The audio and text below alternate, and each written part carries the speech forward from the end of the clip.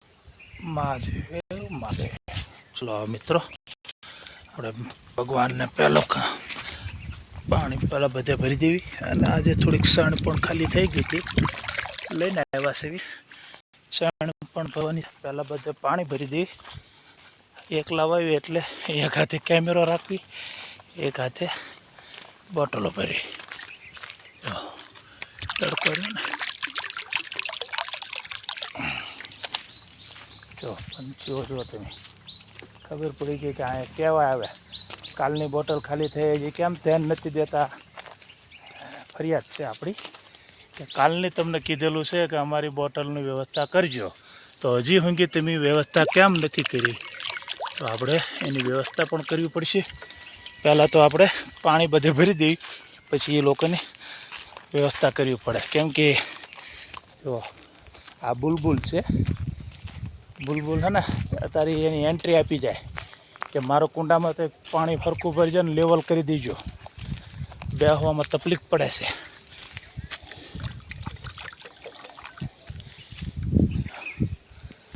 જો નોળજો જાય.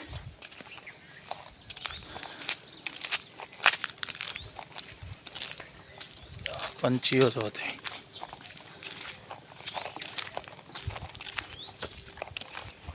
ત્યારે આપણે પહેલાં બધા કુંડા ભરી દઈએ, પછી પંછીઓનું ભોજન આવી ગયું છે, ભોજન પણ દેવાનું છે.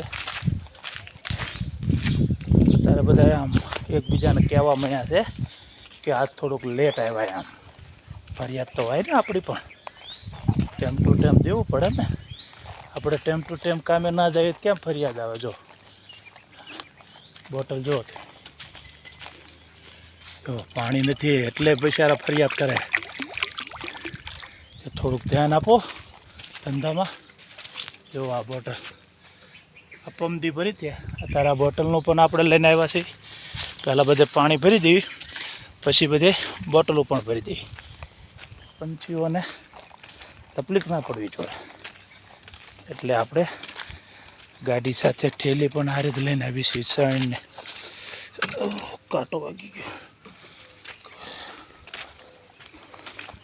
તડકો એટલો પડે ને, પાણી તો જોવે ને, એટલે પહેલાં પાણીની વ્યવસ્થા કરી દઈએ, પછી આપણે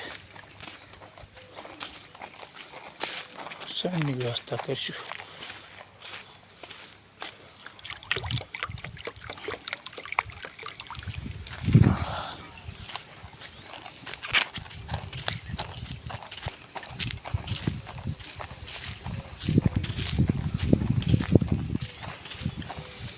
વિડીયો બનાવીશું જેથી કરીને આપણામાંથી પણ એકાદ છોકરો કોક તૈયાર થાય ને તો એક પરિવાર સાચવી લે.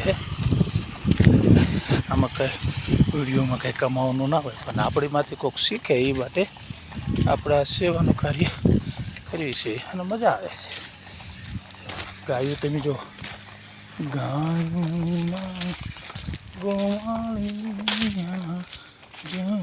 ગાયું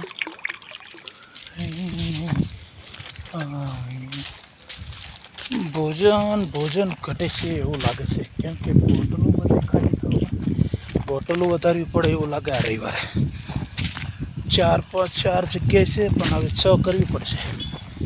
કેમ કે રિજેક્ટ બહુ આવે છે.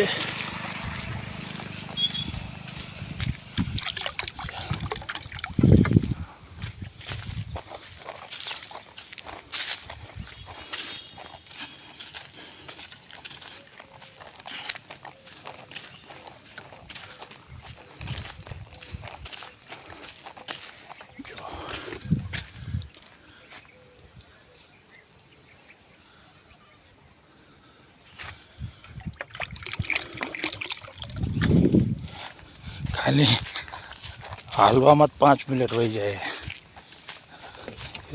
એક હાથે આપણે કેન ચાલુ રાખવી ને એટલે વાંધો ન હોય.